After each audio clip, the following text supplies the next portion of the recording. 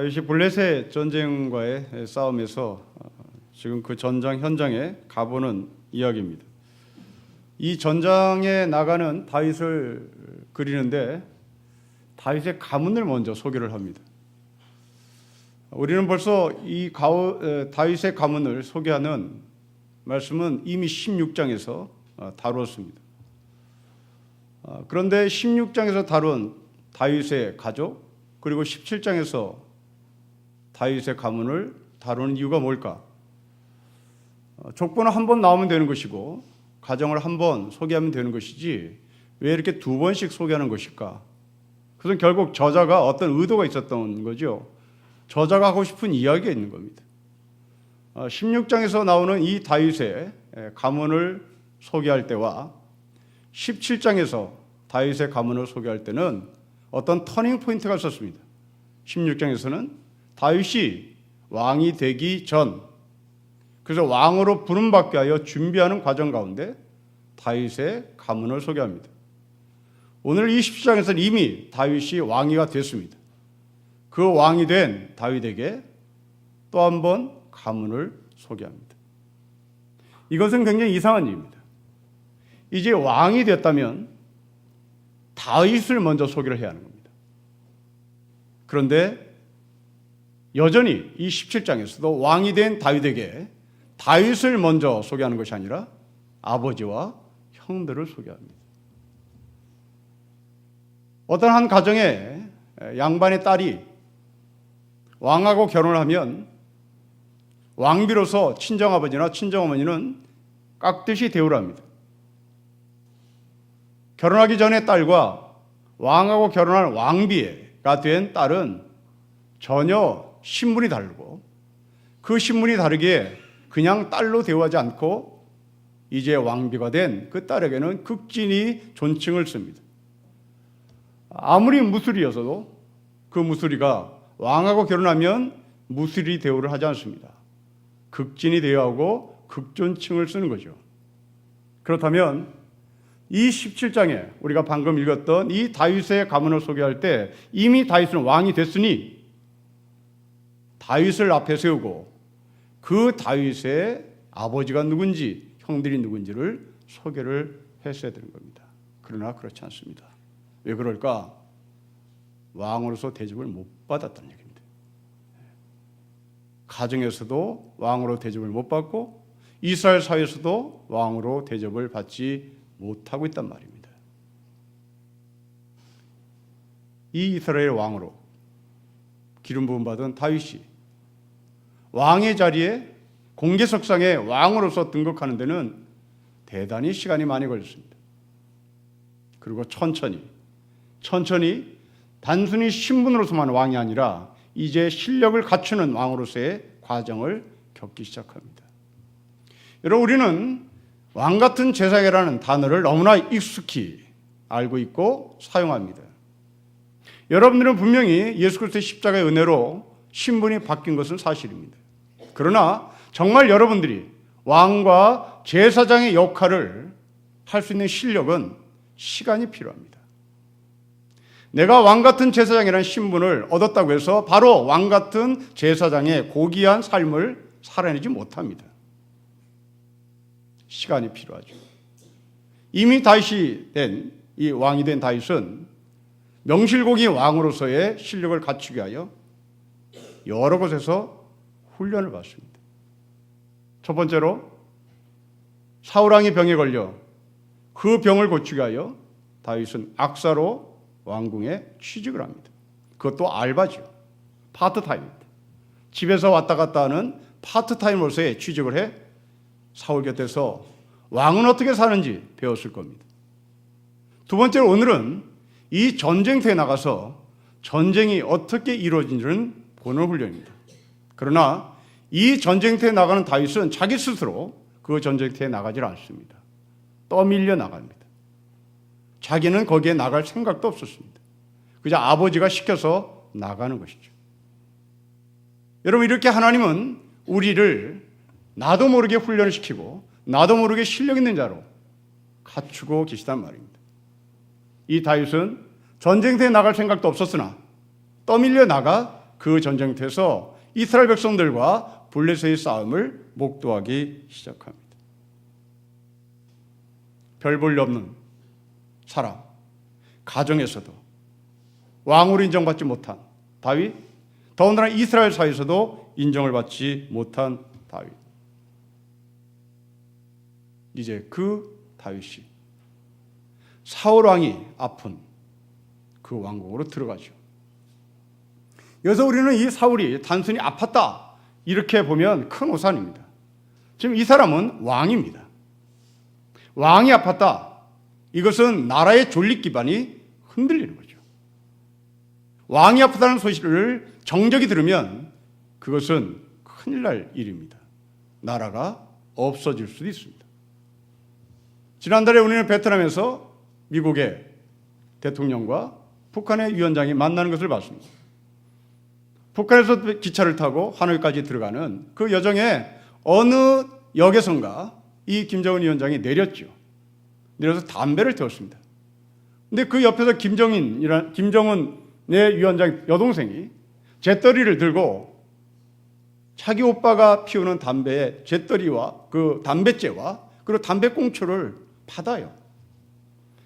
여러분, 이것을 한간의 사람들은 저런 독재자가 있나, 저런 무식한 놈이 있나, 저렇게 전제국가가 있나 이렇게 해석을 합니다만은 그거 달리 보셔야 됩니다. 그건 독재나 전제가 아닙니다. 그 사람이 피운 담배가 땅에 떨어지면 아무 생각 없이 버리면 누군가가 정적이 그것을 주워서 연구하면 이 사람의 피, 이 사람의 DNA 다 나옵니다. 그러면 정적이 그것을 알고 그것을 그대로 카피해서 어떤 식으로 보복할지 모릅니다. 이 김정은의 정적은 북한 내에도 있겠죠. 그 중에 누군가가, 그 북한의 수행원들이 누군가가 김정은을 반대하는 정적이라면 그 꽁초 줍겠죠. 그 꽁초 주어서 연구하겠죠. 그리고 어떻게 독살할 것인지 계획을 짜겠죠. 이것은 단순한 독재자 아니면 무식한 아니면 뭐 전제주의 이런 차원에서 볼 것이 아니라 바로 한 나라의 지도자가 아프면 심각하다는 말입니다. 그 심각한 자리에 다윗이 부름을 받아 악사로 들어갑니다. 이 들에서 양을 치던 목동은 그렇게 왕궁으로 들어가 왕 옆에서 시중을 듭니다. 여러분, 이것은 보이지 않는 하나님의 훈련이죠. 지금 다윗의 나이는 어립니다. 그리고 목동입니다. 나이 어리고 목동인 다윗이 왕으로 기름 부음 받았다고 해서 곧바로 왕으로 즉위를 해버리면 나라 정치를 어떻게 할지 갈팡질팡했을 것입니다. 하나님은 이런 다윗을 위해서 사울 곁에 두고 인턴을 시키는 거죠. 연습을 시키고 훈련을 시킵니다. 두 번째 훈련입니다. 오늘 본문의 훈련입니다. 여러분 17절, 18절을 보십시오. 우리 같이 읽겠습니다. 시작. 이새가 그의 아들 다윗에게 이르되 지금 너희 형들을 위하여 이 볶은 곡식 한 에바와 이 떡 10덩이를 가지고 진영으로 속히 가서 너희 형들에게 주고 이 치즈 10덩이를 가져다가 그들의 천부장에게 주고 너희 형들의 안부를 살피고 증표를 가져오라고 얘기합니다. 아버지가 막내 아들을 심부름을 시킵니다. 저는 이 그림을 보면서 아주 말없이 순종하는 다윗을 보며 저는 소림사에 들어간 훈련생처럼 보입니다. 여러분, 소림사에서 무술을 배우기 위하여 들어가는 사람들은 곧바로 손에 칼을 쥐어주지 않습니다. 제일 먼저 하는 일은 인사하는 법을 배우고 마당 청소하는 법을 배우고 쌀 씻는 것을 배우고 장작 패는 것을 배우고 나물 다듬는 것을 배우고 밥하는 것을 배우고 밥을 차리는 것을 배웁니다. 지도자가 되기 위하여 칼을 먼저 쓰는 것이 아니라 바로 성실을 배우는 겁니다. 이 다윗은 지도자입니다. 지도자인 이 다윗이 칼 쓰는 법을 배우거나 활 쓰는 법을 배우지 않습니다. 순종하는 법을 배웁니다. 성실을 배웁니다. 성경의 이 성실의 덕목은 성령 충만함의 덕목에 포함됩니다. 바울은 에베소 교회에게 편지를 보내며 성령 충만에 대해서 권면합니다. 에베소 교회 교인들이여, 성령 충만하십시오. 술 취하지 마십시오. 술 취하지 마시고 성령 충만하십시오. 성령 충만이란 무엇일까요? 아마도 그렇게 질문했던 것 같습니다. 그러자 바울은 바로 이어서 얘기합니다. 성령 충만이란 술 취하지 않는 것인데, 술 취하지 않는 그 내용 속에는 찬미하며 찬송하며 감사하며 서로 순종하며 시간을 낭비하지 않는 것입니다. 이게 성령 충만입니다. 시간을 낭비하지 않는 술 취함, 시간을 낭비하지 않게 하여 술을 마시거나 술을 취하지 않는 그 삶, 감사하는 삶, 서로 부부가 복종하는 삶, 부모와 자식이 서로 존경하고 순종하는 삶, 그것을 성령 충만이라고 말합니다. 무술을 배우기 위하여 소림사에 들어온 그 훈련생은 시간을 아낍니다. 아침 일찍 일어나 마당을 쓸지요. 그리고 장작을 팹니다. 이것이 끝나야 소림사 방장은 그 훈련병에게 칼을 쥐어줍니다. 여러분들 오늘 의도적으로 교회를 나왔다면 여러분들은 시간을 아낀 사람이죠. 여러분에게 주어진 이 저녁 7시의 시간은 여러분이 마음대로 쓸 수 있는 시간입니다. 여기에 나올 이유가 없는 거죠. 피곤한 몸이 여기에 가라고 명령하지 않습니다. 피곤한 몸인 여러분의 몸은 집으로 가라고 명령하죠. 그런데 여러분들이 이를 악물고 자발적으로 예배를 드리는데 나의 시간을 냈습니다. 바로 이것을 성령 충만이라고 말합니다. 기성교에서 말하는 성령 충만, 그런 종교적인 희열, 종교적인 엑스타시, 이런 것을 성령 충만이라고 말하지 않습니다. 성경은 성령 충만이 아주 현실적입니다. 방탕하지 마세요. 술 취하지 마세요. 시간 아끼세요. 찬미하세요. 감사하세요. 그리고 순종하세요. 오늘 여러분들이 그러한 성령 충만한 성품과 마음을 들고 이 자리에 왔을 거죠. 저는 믿습니다. 다윗은 그렇게 성령 충만한 사람입니다. 이 성령 충만한 다윗이 어떻게 행동을 하는지 봅시다. 여러분 2절 20절 말씀을 같이 읽겠습니다. 시작. 다윗이 아침에 일찍 일어나서 양을 양 지키는 자에게 맡기고 이새가 명령한 대로 가지고 가서 진영에 이른즉 마침 군대가 전장에 나와서 싸우려고 고함을 칩니다. 여러분 20절 성령 충만한 다윗의 삶을 보십시오. 아침에 일찍이 일어납니다. 여러분 지금 이 다윗은 소풍 가는 날 아닙니다. 이 다윗은 여행 가는 날 아닙니다. 지금 이 다윗은 전쟁터에 나가는 날입니다. 전쟁터에 나가는 이 다윗이 아침 일찍 일어납니다. 죽을지도 모릅니다. 이게 성령 충만입니다. 내가 좋아서 나가는 것이 아니라, 내가 좋아서 아침에 일찍 일어나는 것이 아니라 내가 죽을지도 모르는 그 전쟁터에 다윗이 일찍 일어납니다. 여러분이 교회 나오실 때 이런 성령 충만함에 아침 일찍 있느냐를 우리가 다시 한번 확인해 봤으면 좋겠습니다. 아마도 여러분이 이것이 없다면 우리는 종교적인 의무로 나오는 것이죠. 여러분들이 종교적 의무로 나오는 예배와 아침 일찍이 예배를 나오는 사람과 우리는 모르나 여러분 각자는 알고 있습니다. 다윗은 그렇게 성령 충만한 사람이었습니다. 이렇게 아침 일찍 일어나는 사람은 또 한 사람이 있습니다. 바로 그 사람은 아브라함입니다. 아브라함은 하늘부터 아들 이삭을 모리아산에 가서 제물로 바치라는 명령을 받습니다. 그러자 아브라함이 그 명령을 받고 아침 일찍 일어나 사환과 함께 나귀의 장작을 싣고 모리아산으로 걸어갑니다. 다윗과 아브라함의 공통점은 죽음의 자리입니다. 그 죽음의 자리를 간다는 것을 알면서도 이 두 사람은 아침 일찍 일어납니다. 그러나 그 자리는 죽음의 자리가 아니라 하나님이 예비하신 여호와 이레의 자리요, 하나님께서 이기신 여호와 니시의 자리요, 여호와께서 다윗과 아브라함에게 복을 내리신 축복된 자리입니다. 사랑하는 성도 여러분, 우리는 아침마다 전쟁터 같은 곳으로 나가야 하는 책임이 있습니다. 아침에 출근하러 일어나니 내 몸은 천근만근입니다.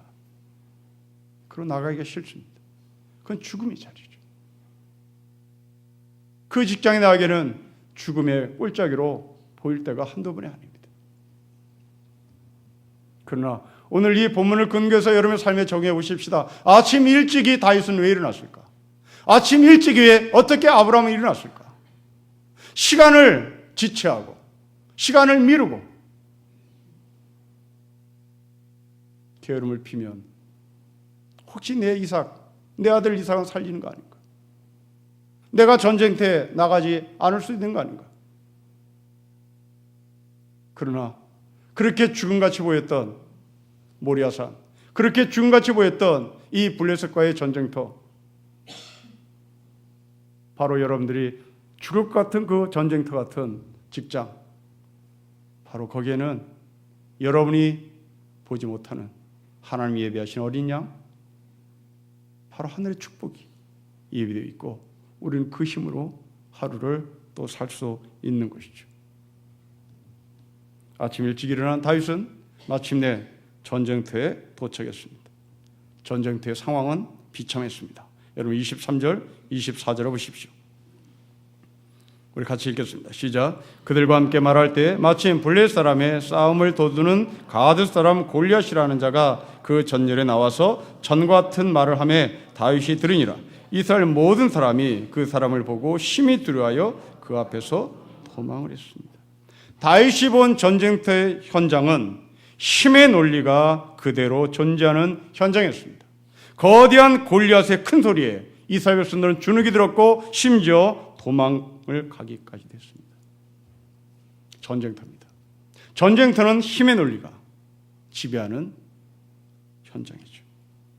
우리를 보는 것 같습니다. 여러분, 이 세상은 힘의 논리가 지배하는 세상이죠. 지금 우리를 역겹게 만들고 있는 추악한 범죄들을 보십시오. 힘 있는 자들은 자신의 죄를 인정하지 않습니다.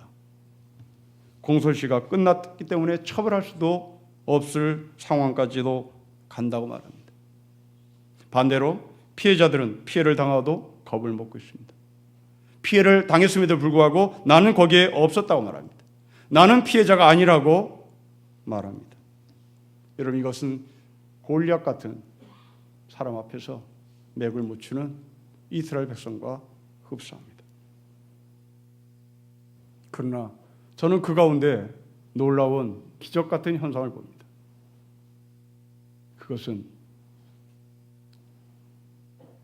피해자들을 보호하고 가해자들에게 눈을 돌리자고 외치는 사람들의 주장이 이 사회의 큰 소망인 것처럼 저는 비춰집니다.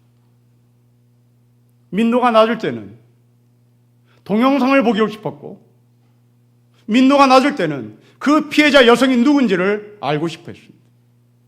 그러나 지금은 놀랍게도 피해자 여성이 누군지를 알고 싶어 하지 않습니다. 가해자가 누구냐? 가해자가 누구냐? 연관 검색어를 계속 가해자로 연결시킵니다. 여러분, 이것은 이 민족이 소망이 있다는 말입니다. 우리는 피해자에게 관심이 없습니다. 우리는 피해자의 여성의 이름이 누구인지를 관심 갖지 않습니다. 가해자가 누군지 알고 싶습니다. 이전에는 그러지 않았습니다. 이전에는 피해자 여성을 갖고 놀았습니다. 얼마나 못났으면 저짓거리하고 살았느냐라고 손가락질했습니다. 수준이 높아진 겁니다. 이스라엘 백성이 그랬습니다. 우리는 힘없어. 우리는 골리앗 없어. 무너질 수밖에 없어. 그러나 거기에 한 사람이 분연히 일어납니다. 바로 그 사람은 다윗입니다. 여러분 26절을 보십시오. 26절 우리 같이 읽겠습니다. 시작. 백성이 전과 같이 말하되 26절입니다. 시작. 다시 서 있는 사람들에게 말하여 이르되 이 블레셋 사람을 죽여 이스라엘의 치욕을 제거하는 사람에게는 어떠한 대우를 하겠느냐? 이 할례 받지 않는 블레셋 사람이 누구이기에 살아계시는 하나님의 군대를 모욕하겠느냐? 우리는 힘없어 라고 외치던 이스라엘 백성들 앞에서 다윗이 말합니다. 도대체 할례 받지 않는 저 블레셋 사람이 누구냐? 살아계신 하나님의 군대를 모욕하는 저 사람이 누구냐라고 얘기합니다. 사람들은 힘의 논리로 그 전쟁터에서 자신이 힘없음을 고백하고 무서워 떨며 도망을 하지만 다윗은 힘의 논리로 보지 않습니다. 할례 받지 않는 저 블레셋 사람, 하나님의 군대를 모욕하는 저 사람, 이게 세계관입니다. 이런 사회에는 모두가 구조적인 문제를 갖고 있고 그 구조의 문제 속에서 힘의 논리가 팽팽하게 적용되는 곳입니다. 그러나 그 사회 속에서 다윗은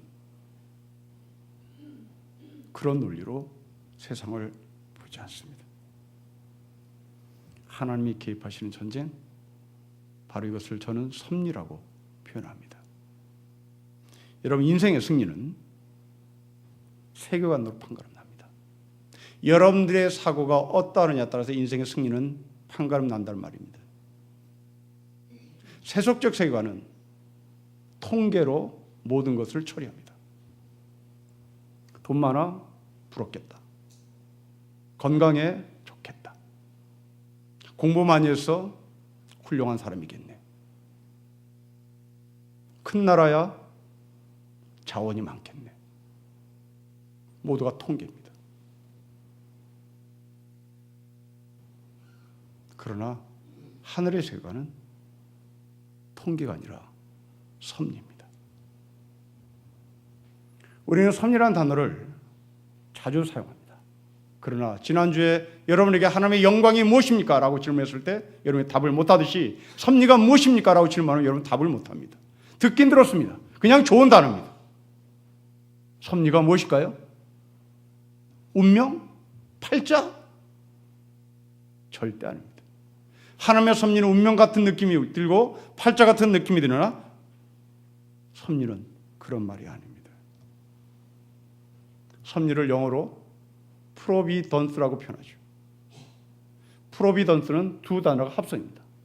프로란 단어와 비던스란 단어입니다. 프로는 비퍼란 말입니다. 앞이란 말입니다.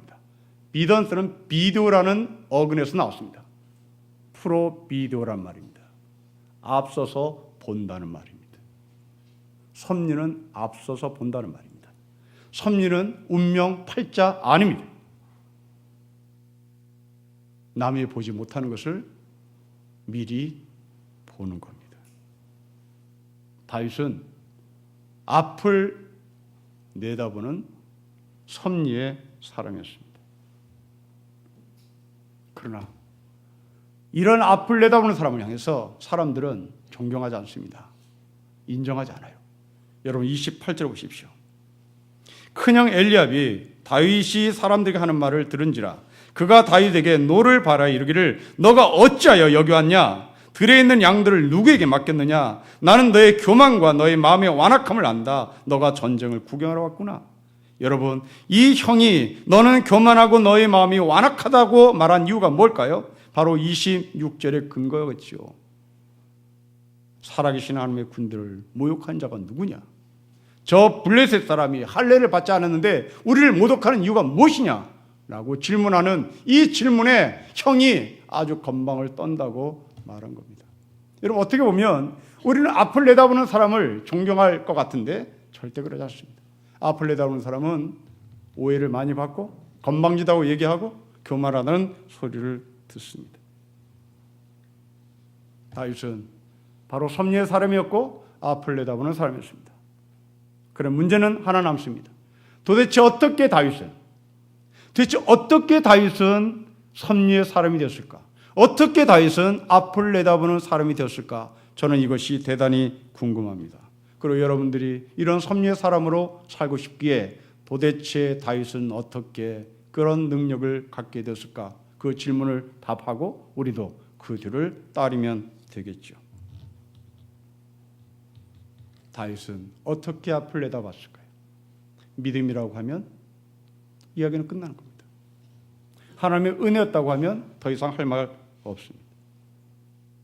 그러나 우리는 우리의 입장에서 다윗이 어떻게 이런 사람이 됐을까에 대한 질문을 인내를 다하여 다 해보도록 노력해야 될 것입니다.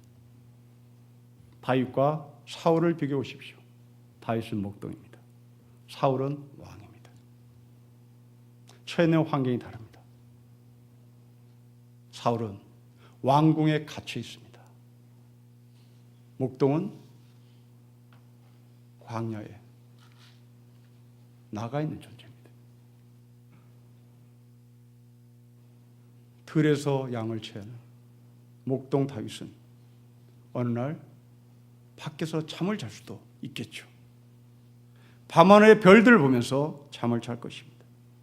그 사이에 사울은 왕궁에서 침대에서 잠을 잡니다.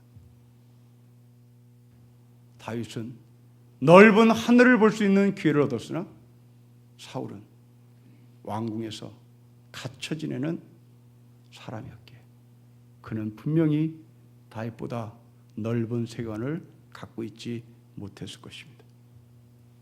다윗은 짐승의 소리를 들으며 또 잠을 찬 날도 있을 것입니다.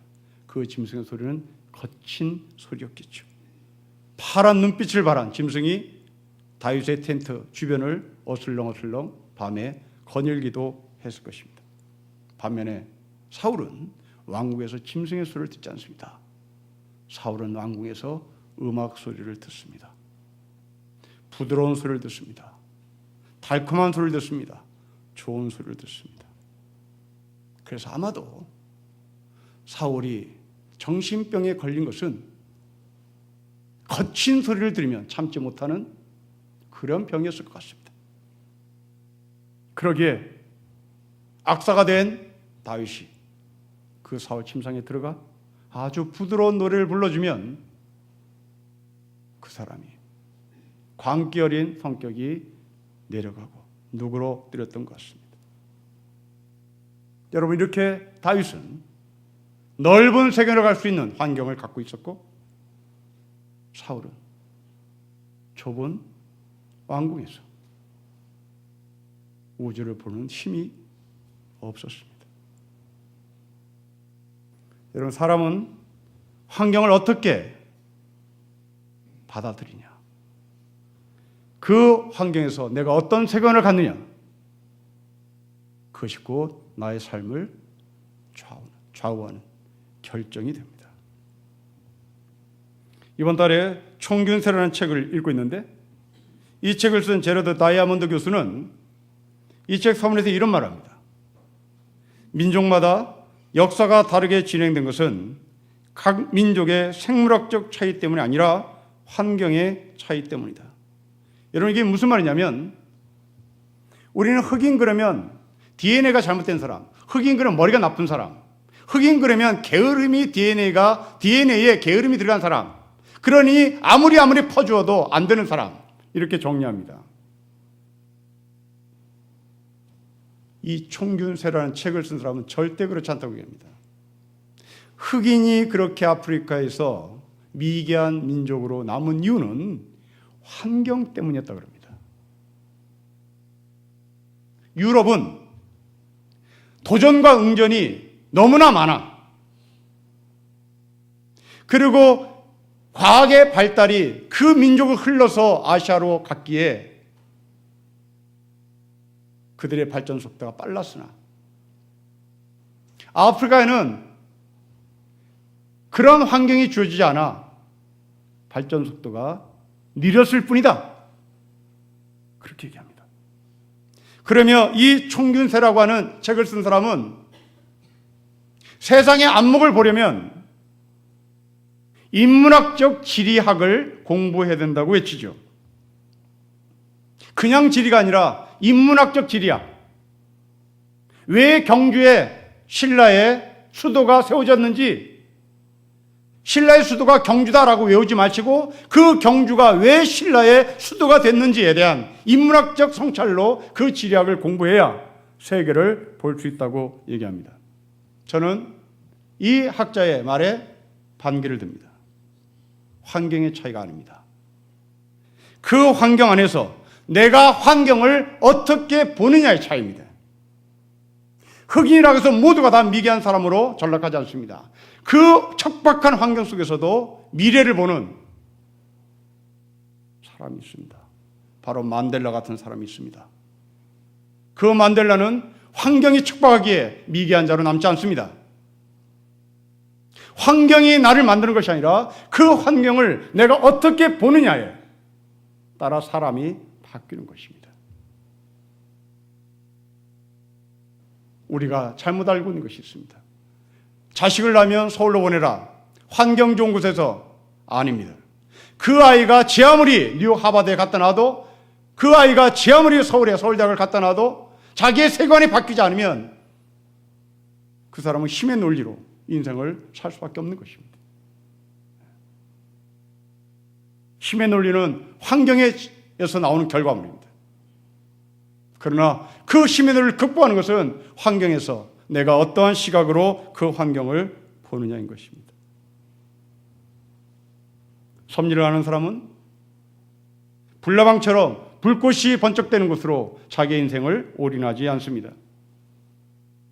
섭리를 아는 사람은, 앞을 내다보는 사람은 힘의 논리에 절대로 희생당하지 않습니다. 섭리를 아는 사람은 상대방이 나를 이용하려고 할 때 자신을 지키는 능력을 갖습니다.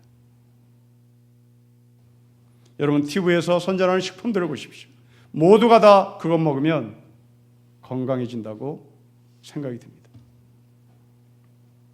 그것은 넉넉히 보기 때문에 그렇습니다.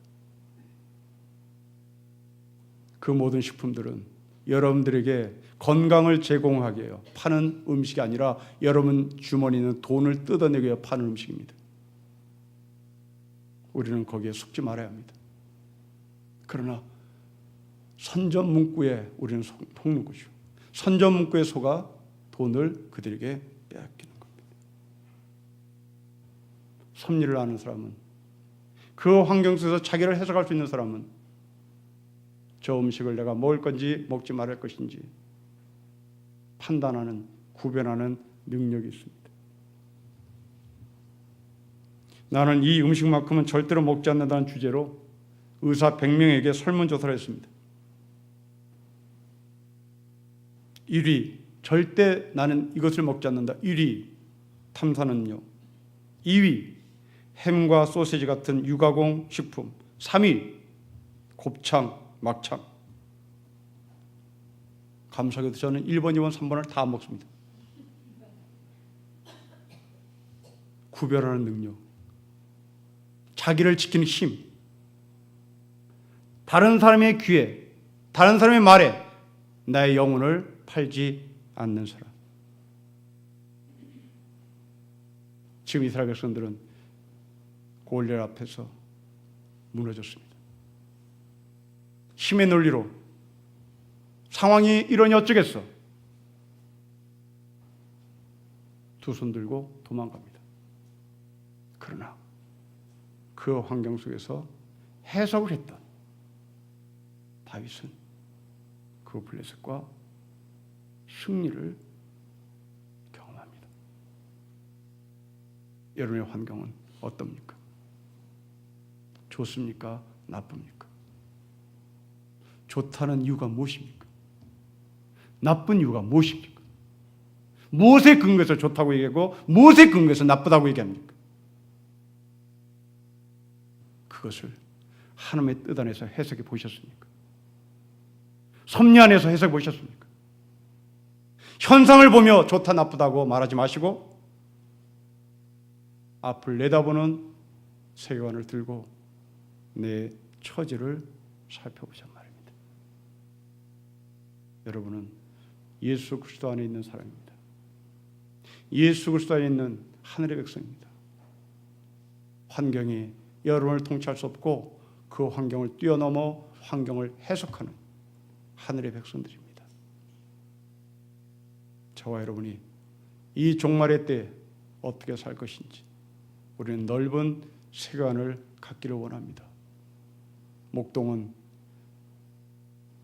당시 이스라엘 백성들 사이에서 가장 저급한 직업이었습니다.